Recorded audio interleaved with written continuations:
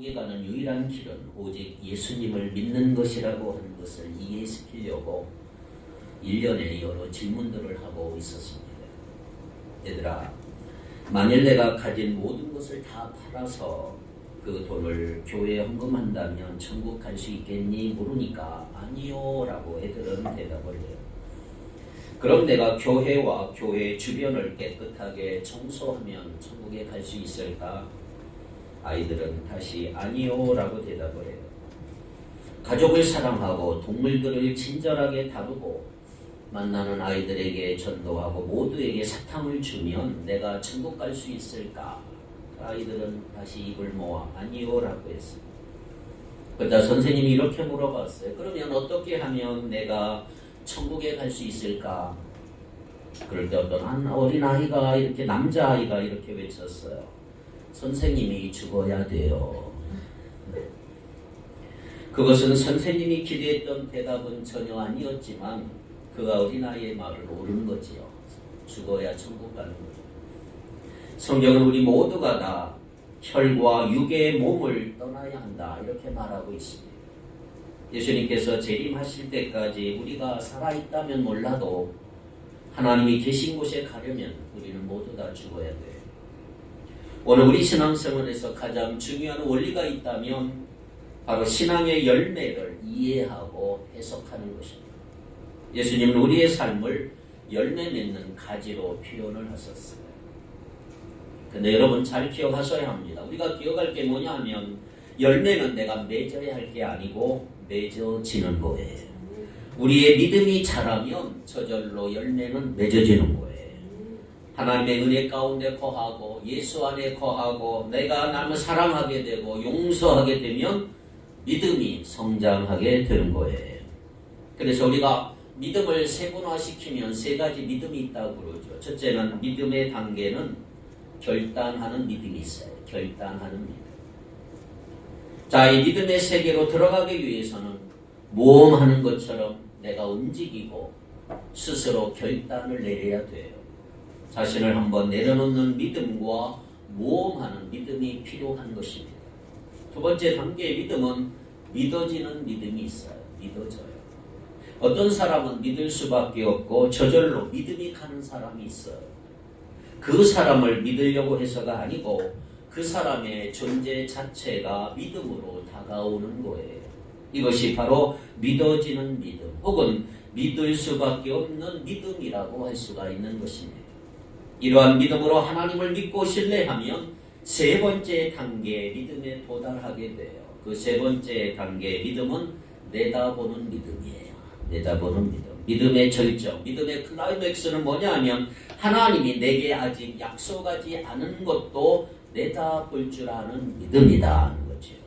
자, 이 믿음은 1단계와 2단계 믿음을 체험해야만 가능한 거예요. 그러니까 결단하는 믿음이 있어야 되고 믿어지는 믿음 가운데 내다보는 믿음이 생기는 거예요. 어떠한 약속도 주어지지 않는 상황 속에서도 앞을 내다보는 믿음. 오늘 여러분이 이런 믿음 갖기를 바랍니다. 오늘 살펴볼 요한복음 17장에 나오는 예수님의 기도는 아주 유명한 기도지요. 미리 내다보는 세 번째 단계의 믿음으로 기도하고 있는 것입니다. 예수님은 고난의 십자가가 기다리고 있었지만 예수님은 그 십자가 너머에 있을 영광스러운 미래를 바라보며 기도했던 거예요. 예수님은 제자들을 바라보면서 현재 나약한 아주 약한 현재 제자들의 모습을 보면서 기도하지 않았고요. 그들이 나중에 성령을 체험하고 변화되어 열매가 맺어지는 모습을 내다보고 기도하셨던 것입니다. 그런 의미에서 하나님의 백성이 드릴 수 있는 기도 중에 가장 위대한 기도, 가장 순결한 기도가 있다면 그것이 바로 중보기도라고 해요. 중보기도. 다른 사람을 위해서 간구하는 기도. 우리는 흔히 나밖에 모르잖아요. 나의 기도하기 바쁘잖아요. 그러나 가장 위대한 기도가 있다면 타인을 위해 기도해 주는 것. 이거야말로 가장 고상한 기도의 절정이라고 할 수가 있습니다. 물론 우리가 자신을 위해서도 기도해야 하지만 다른 사람을 위해서 기도할 때 기도가 풍성해지고 또 오래 할 수도 있어요. 오늘 본문 요한복음 17장은 예수님이 십자가를 지시기 전, 바로 전 요한복음에서 마지막으로 드린 중보 기도라고 합니다. 모든 인류를 위한 그 무거운 짐을 지시고 십자가를 지실 것을 기대하면서 기도하신 것이기 때문에 이 기도를 일명 대제사장의 기도다 이렇게 말해요. 대제사장의 기도. 이 기도는 세 부분으로 나눌 수가 있어. 1절에서 5절은 기도의 목적이에요. 예수님이 하나님의 영광을 위해 드린 기도, 하나님의 영광이 초점이에요. 초점. 두 번째 6절로 19절은 제자들을 위한 기도입니다. 그리고 오늘 본문 20절에서 26절까지는 성도들을 위한 기도, 즉 교회를 위한 기도가 기록이 되어 있습니다. 대제사장으로 마지막 십자가 지시기 전에 마지막으로 드린 중보 기도, 저와 여러분들을 위해, 우리 교회를 위해 기도하셨단 말이에요.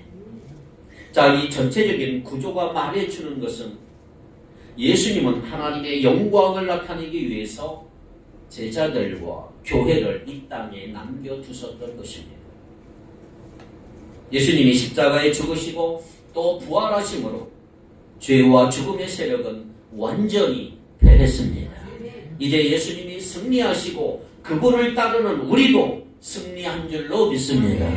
그런데 문제는 뭐냐? 예수님은 부활하시고 하늘로 가셨는데 그 예수님 돌아가신 이후 그 예수님의 사역을 대신할 자가 누구냐? 예수님 천국 갔었기 때문에, 하늘나라 갔었기 때문에 예수님이 하시는 일을 누가 하느냐? 바로 제자들, 저와 여러분과 교회가 해야 된다는 거죠.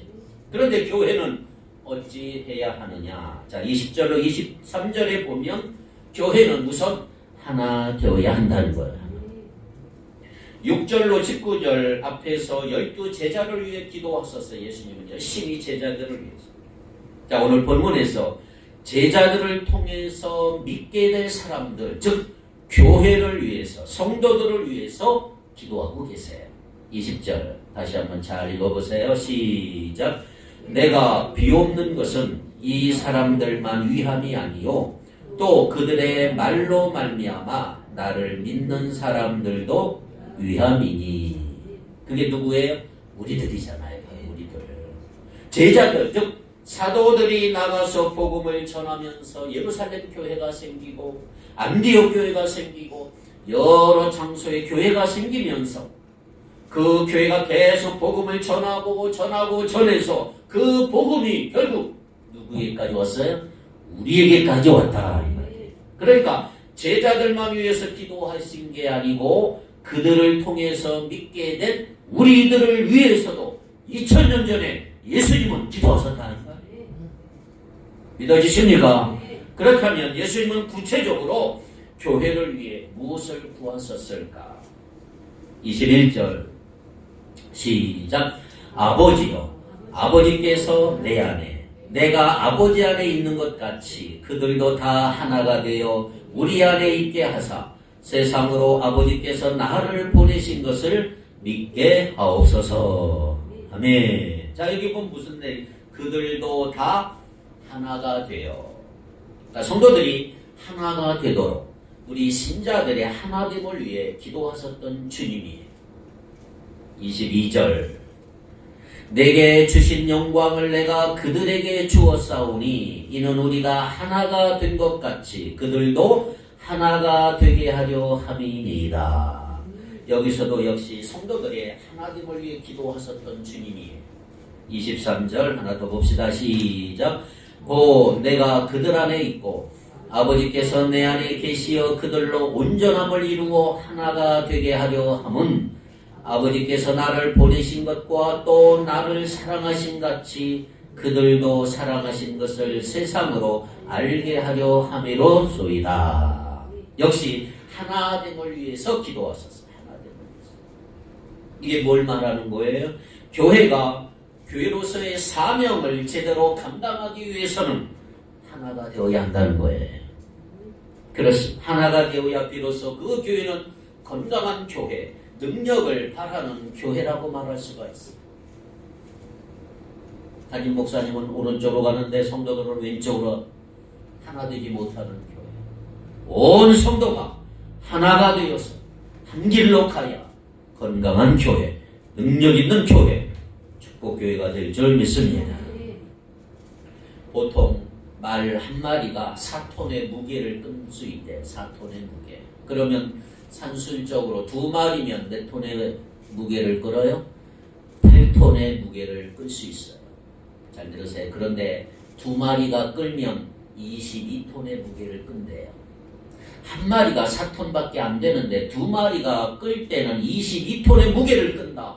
둘이 하나가 될 때 거기에서 시너지 효과가 나타나서 14톤의 무게를 더 끌 수 있다는 거예요.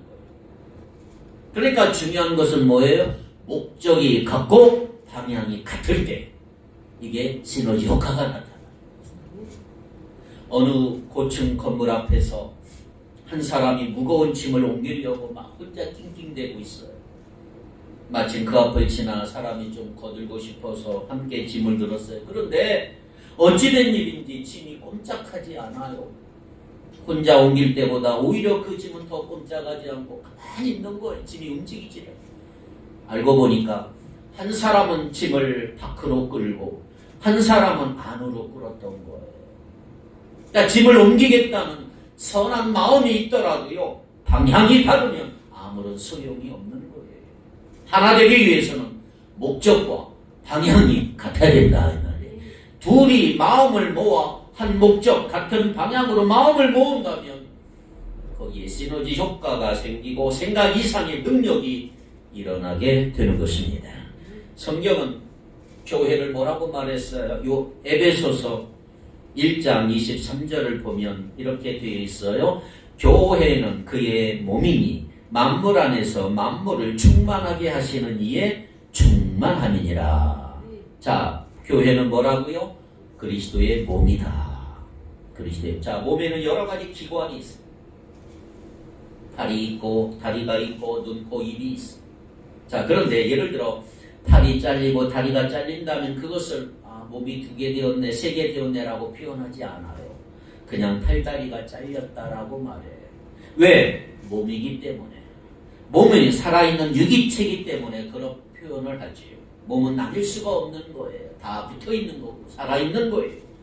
또 교회는 뭐라고 그랬어요? 에베소서 1장 22절. 또 만물을 그의 발 아래 복종하게 하시고 그 만물 위에 교회의 머리로 삼으셨느니라. 자, 교회는 그리스도의 몸이요. 교회의 머리는 누구다? 예수 그리스도다. 교회는 그리스도의 몸이고 교회의 머리는 예수님인데 그 말은 몸이라고 하는 것은 머리가 지시하는 대로 움직여야 한다는 거죠. 우리가 팔을 들었다 내렸다 하는 거, 머리가 가려우면 머리를 긋고 몸을 긁고 이 모두가 다 뇌가 지시해서 팔이 움직이는 거예요.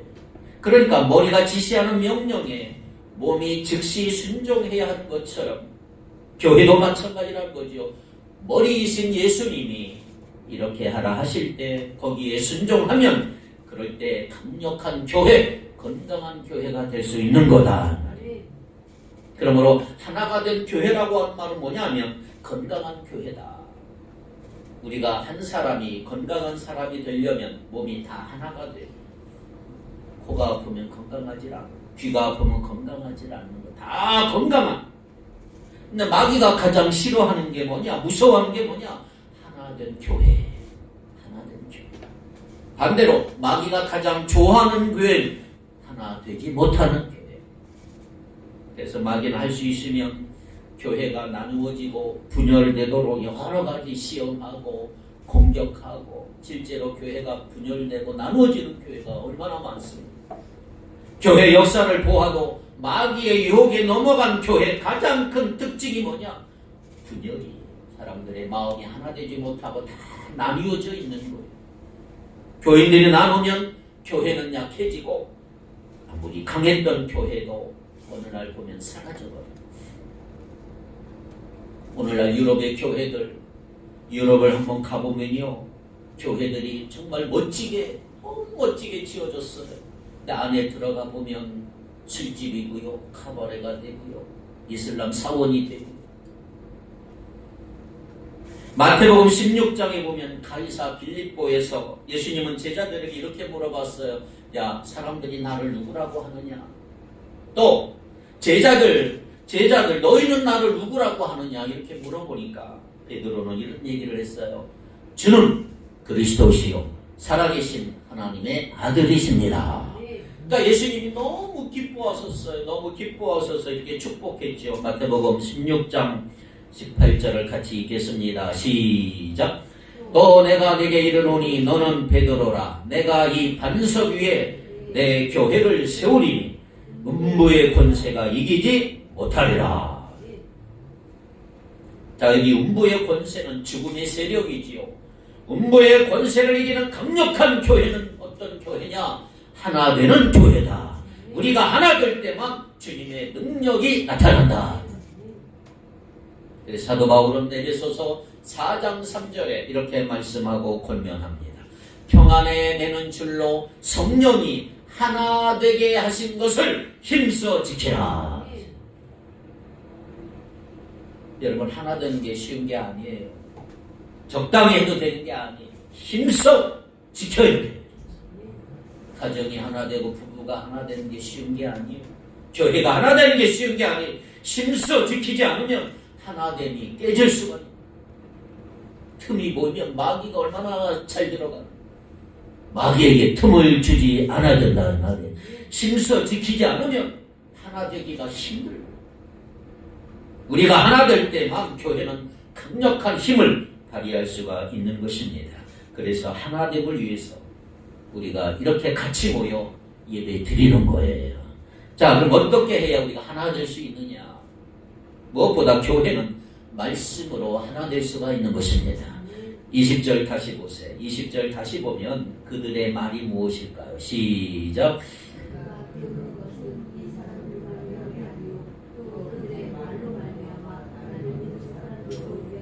그들의 말로 말미암아 나를 믿는 사람들도 위함이니. 자, 여기 그들의 말이 뭐예요? 제자들이 전하는 복음의 메시지. 자, 그 복음의 메시지가 주님께서 그들에게 가르쳐 주신 말씀, 하나님 나라의 복음이다. 그래요. 이렇게 주님의 말씀이 기초가 될 때 교회는 하나 될 수가 있는 거예요. 사도행전 2장을 보면 초대 역사상, 교회 역사상 최초의 교회는 예루살렘 교회인데, 예루살렘 교회는 사도의 가르침을 받았다라고 했어요. 말씀의 가르침을 받은 교회, 예루살렘 교회. 초대교회는 주님의 말씀에 뿌리를 두었고 주님의 말씀이 기초였단 말이에요. 흔들리지 않는 거죠. 가끔 보면 교회를 친목단체로 생각하는 사람들이 있어요. 종친회로 생각하는 사람이 있고요. 마음이 맞는 사람들끼리 모여서 친교를 나누는 골프클럽이나 개모임이나 친목회 비슷하게 여기는 사람들도 많아요. 그러나 교회는 단순한 사교단체가 아니고 하나님의 말씀을 중심으로 하나님의 백성들이 모인 예수 그리스도의 몸이고 예수 그리스도를 고백하는 사람들의 모임이다. 디모데전서 3장 15절. 디모데전서 3장 15절. 만일 내가 지체하면 너로 하여금 하나님의 집에서 어떻게 행하여야 할지를 알게 하려 함이니. 시작. 이 집은 살아계신 하나님의 교회요 진리의 기둥과 터니라. 이 집은 살아계신 하나님의 교회요 진리의 기둥과 터니라. 주님의 교회는 뭐라고 그랬어요? 진리의 기둥과 터다. 이 말은 뭐냐? 하나님의 진리가 선포되는 곳이 교회다. 그 진리를 중심으로 모인 사람들의 모임이 교회인 것입니다. 여러분 자신이 다 교회예요. 하나님의 말씀이 선포되면 모든 성도가 살아나서 생기가 돌고 은혜가 임하는 축복의 시간이 되길 바랍니다. 3장 16절 볼까요? 디모데후서 3장 16절 시작.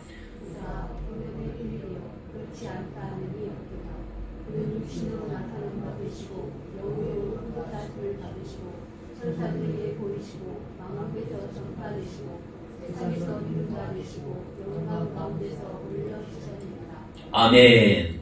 이 말이 근데 원래 이게 안 돼요. 디모데 전서 3장 16절인가요? 디모데 전서 3장 16절. 모든 성경은 하나님의 감동으로 된 것으로 교훈과 책망과 바르게 함과 의로 교육하기에 유익하니. 아멘. 디모데후서 3장 16절이 맞는 것 같은데, 그렇죠? 디모데후서 3장 16절 다시 한번 읽어볼까요? 모든 성경은 하나님의 감동으로 된 것으로 교훈과 책망과 바르게 함과 의로 교육하기에 유익하니. 모든 성경은 뭐로 되어 있어요? 하나님의 감동으로 되었다. 여기 감동이라는 말이 숨결이라는 말이에요. 숨결, 호흡, 생기라는 말이에요. 그러니까 하나님의 말씀 속에는 뭐가 있어요? 하나님의 숨결과 생기와 호흡이 있어요. 그래서 말씀이 살아있으면 생기가 돌고 은혜가 임한다. 여러분이 평소에 누군가의 관계가 불편해질 때 한번 생각해 보세요. 하나님의 말씀은 분명히 뭐라 했지요? 서로 사랑하라고. 내가 너희를 사랑한 것 같이 너희도 서로 사랑했으면 좋겠다고. 믿는 사람들끼리 서로 사랑하라 그랬어요. 그런데 원수도 사랑하라 그랬는데 내가 기분이 나쁘면 하나님의 말씀이고 뭐고 없어요.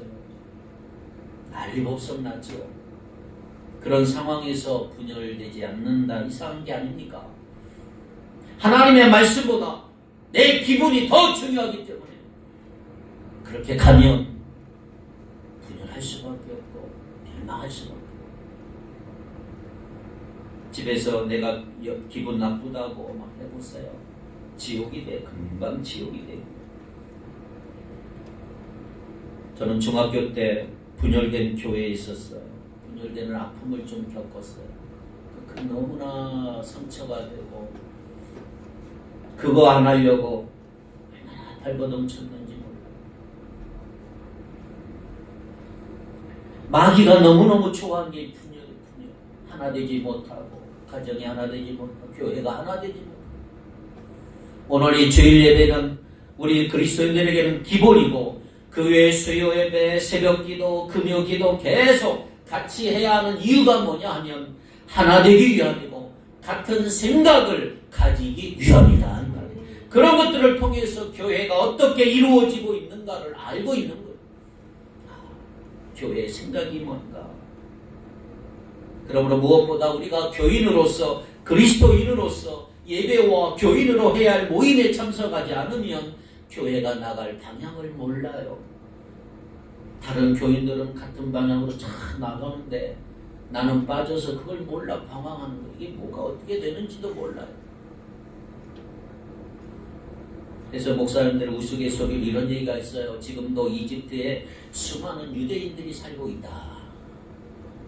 이런 농담을 해. 이게 무슨 말인지 아세요? 지금도 저기 이집트에 가면, 이스라엘 옆에 이집트에 가면 유대인들이 많이 살고 있다. 실제로 유대인들이 많이 살아요. 그런데 이 말이 왜 나왔냐? BC 1500년경에 모세가 200만 명을 이끌고 출애굽을 했어요. 출애굽. 그런데 출애굽할 때 야 우리 이날 출애굽한다 이랬는데 바빠서 딴짓하다가 그만 광고를 못 들어가지고 애굽에서 못 나온 유대인들이 있었다 이 말이에요. 근데 지금도 산다는 거예요. 그만큼 하나가 되어서 커뮤니케이션을 하는 게 정말 중요한데 빠지게 되면 뭐가 뭔지 모르니까 자기 주장하게 되고 그러다 보면 교회가 이상한 방향으로 가게 되더라. 그래서 교회가 하나 되게 하는 비결은 아주 중요해요. 간단합니다. 우리가 최선을 다해 함께 모이면 되는 거예요. 그래야 마음이 하나로 통할 수가 있는 거죠. 하나님의 말씀이 같이 모여 꾸준히 예배 드리는 것이 기본이다.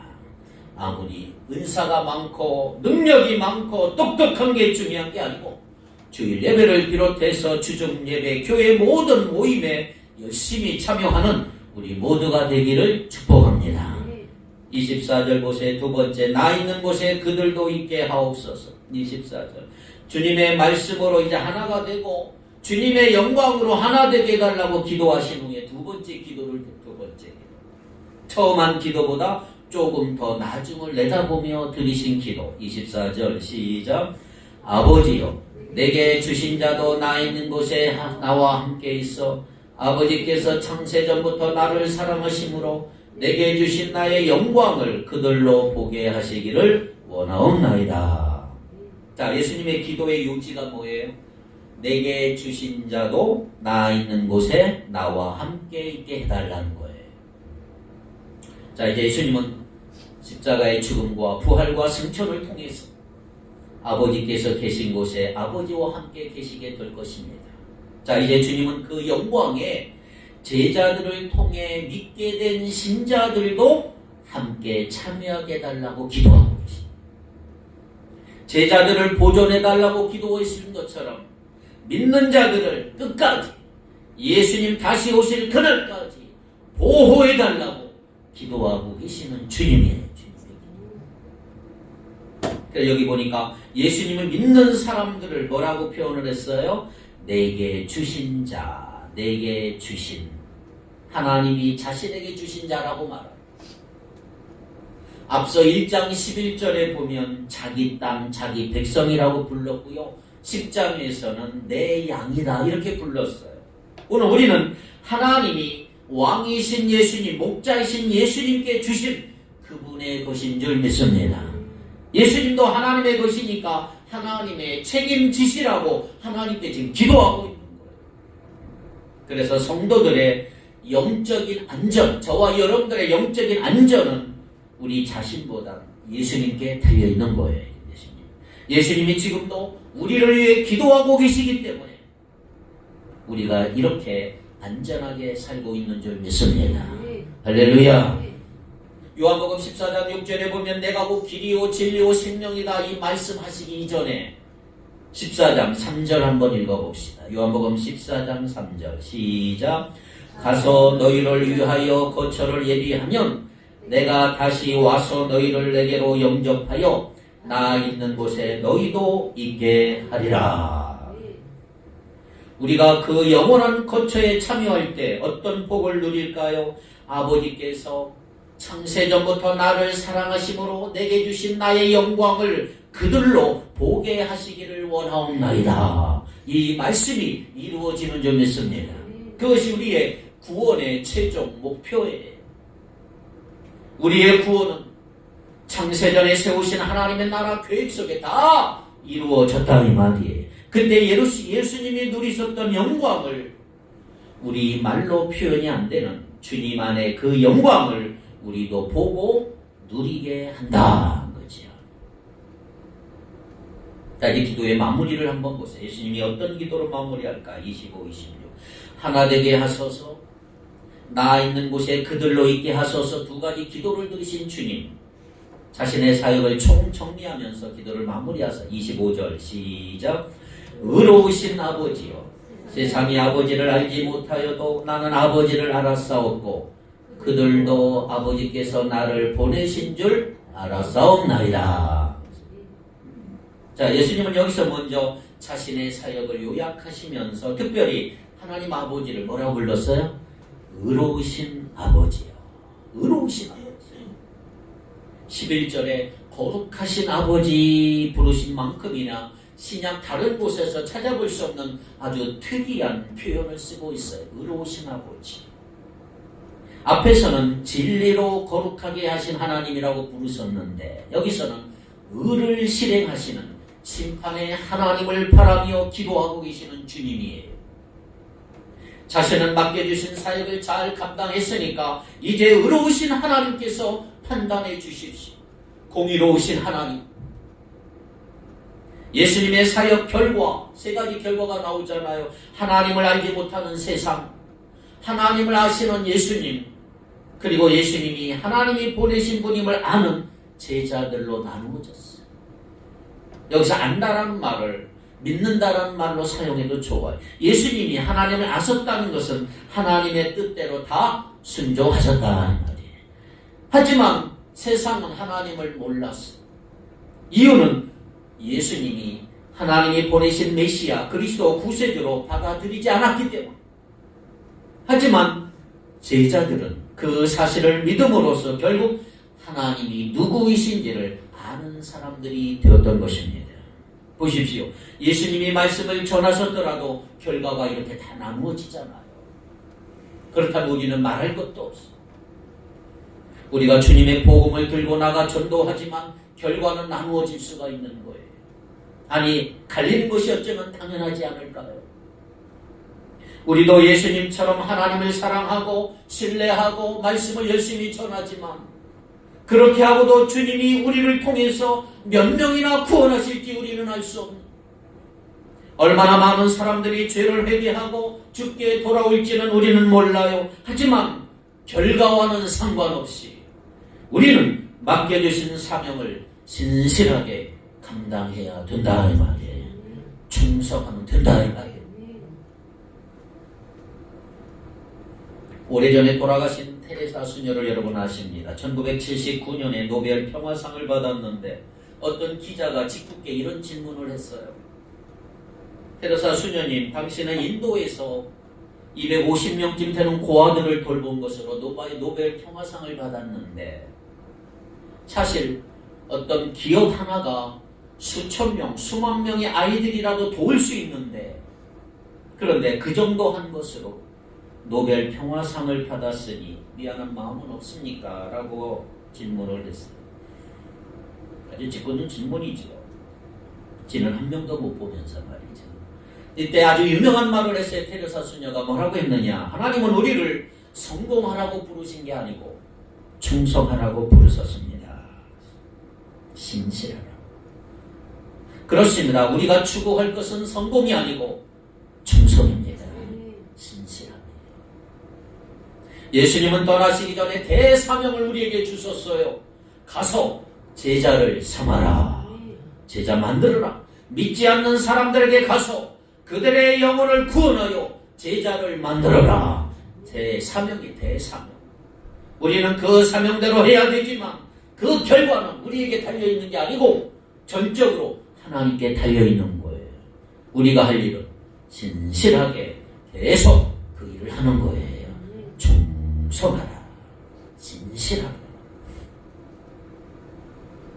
마지막으로 주님은 자신이 세상을 떠나는 그 순간까지 아버지께 순종하겠다는 의미로 이렇게 말씀을 26절 기도했어요. 26절. 내가 아버지의 이름을 그들에게 알게 하였고 또 알게 하리니 이는 나를 사랑하신 사랑이 그들 안에 있고 나도 그들 안에 있게 하려 함이니이다. 그동안 예수님이 해오신 일은 아버지의 이름을 제자들에게 알게 하신 일이에요. 아버지의 이름은 아버지의 인격이고 그분의 능력입니다.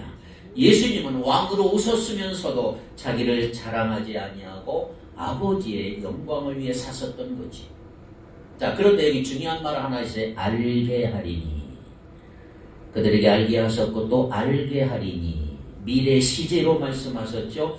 남은 십자가와 부활과 승천을 통해서 제자들과 또 그들을 통해 믿게 될 미래의 성도들, 즉 하나님의 미래의 성도들, 우리들까지 하나님의 이름을 알게 하시겠다. 그런데 이것은 원래 성령님의 사역이에요. 성령님의 사역. 성령님을 통해서 예수님이 하나님의 이름을 알리신 사역이 계속 이어지는 줄 믿습니다. 그리고 성령님은 바로 신자인 저와 여러분, 우리를 통해서, 교회를 통해서 그 일을 계속 감당하는 줄 믿습니다. 그래서 26절 하반절에 보니까 26절 이는 나를 사랑하신 사랑이 그들 안에 있고 나도 그들 안에 있게 하려 함이니이다. 자, 두 가지 일이 벌어지지요. 제자들과 이후 믿는 신자들, 우리들이 하나님의 이름과 그분의 권능과 그분의 사랑을 알 때 두 가지 일이 벌어져요. 첫째, 예수님을 사랑하신 하나님 아버지의 사랑이 그리스도인들 안에도 있게 된다. 두 번째, 예수님도 그리스도인들 안에 계시게 된다. 하나님의 사랑이 성도들 안에 있다고 하는 것, 그리고 사랑 그 자체이신 예수님이 신자들 안에 계신다는 것, 사실상 같은 거지요. 완전히 하나가 된다 이 말이에요. 오늘 우리를 향한 하나님의 사랑의 최애 정점, 예수님을 우리에게 주신 거예요. 예수님의 사역은 그 한마디로 말하면 사랑의 사역이죠. 그래서 우리가 하는 모든 것이 다 사랑의 사역이라고 할 수가 있는 것입니다. 예배도 하나님을 사랑하고 또 이웃을 사랑해서 함께 모여 드리는 거예요. 훈련도 마찬가지고 봉사도 마찬가지고 전도와 선교는 정말로 사랑의 사역이에요. 그렇습니다. 우리가 이 험한 세상에서 우리 힘으로 살거나 우리의 영광을 위해 살지 아니하고 생명의 근원 되시는 하나님과 우리를 구원하신 예수님과 오늘도 우리를 인도하시는 성령님을 인정하는 사람이 되게 하시는 그 일, 그리하여 영생을 누리고 영광 중에 사는 사람이 되게 하시는 일보다 더 큰 사랑은 없는데 나 같은 사람을 이런 영광 속에 살게 하셨다고 하는 게 얼마나 큰 은혜고 얼마나 큰 사랑이냐 이 말이에요. 그 사랑의 사역이 바로 전도와 선교예요. 우리도 복음 듣기 전에는 그걸 몰랐어. 그 영광을 전혀 몰랐어. 그런데 예수님의 복음을 통하여 그 영광을 알게 되고 영원한 생명을 얻게 되었으니 이거에 사랑의 사역이다. 사랑하기 때문에 우리가 영혼을 구원하고 제자 만드는 것이고 그것이 교회의 존재의 목적이다. 교회를 통해 주님의 자녀가 된 우리를 통해서 예수님은 2000년 전에 무려 기도하셨고 오늘도 하나님의 보좌 오른편에서 기도하고 계시는 거예요. 주님은 말씀과 영광을 주심으로 우리가 하나 되게 해달라고 기도하셨고 우리의 하나됨을 통해서 주님 다시 오실 때까지 우리가 하나가 되어 주님의 제자답게 성령의 성전답게 보존하게 해달라고 기도하신 것입니다. 이 어떻게 가능할까요? 먼저 하나님 아버지를 알고 믿을 때 가능합니다. 말씀과 영광으로 살 때 가능합니다. 우리 안에 있는 하나님의 사랑을 누릴 때, 우리 안에 계신 예수님을 의지할 때 가능한 거예요. 그때 교회는 영혼 구원하여 제자 만드는 교회로 힘차게 달려갈 수 있는 것입니다. 사랑하는 성도 여러분, 우리가 사랑 공동체, 말씀 공동체가 될 때 먼저는 우리 자신이 살아나게 될 것입니다. 더 나아가 세상 사람들에게 생명을 주는 공동체로 쓰임받게 될 것입니다. 그래서 우리는 끊임없이 계속해서 우리를 통해 예수를 믿고 구원받아 하나님의 자녀가 되는 역사들이 일어나고 계속해서 제자 만드는 역사가 일어나게 될 것입니다. 우리 축복교회가 바로 그러한 교회로 계속해서 쓰임받을 수 있기를 주님의 이름으로 축복합니다. 기도합니다. 거룩하신 하나님, 예수님은 우리가 하나 되도록 기도하셨는데 하나 되지 못한 저희들을 용서해 주옵소서. 하나님이 우리의 사랑과 노력에 따라 좌지우지 된다는 것 생각했던 것들을 용서해 주시고 이제부터 하나님 아버지를 모르는 자처럼 홀로 살지 않게 하시며 한 아버지를 알아 하나된 가족으로 살게 하시고 신앙생활하도록 위로부터 내려온 은혜를 사모하는 영혼들 다 되게 주옵소서. 오늘 우리 성도들 위해 기름 부어 주소서. 예수님의 중보기도가 모두에게 이루어지는 기적과 축복을 허락해 주옵소서. 예수님 이름으로 간절히 기도하옵나이다. 아멘.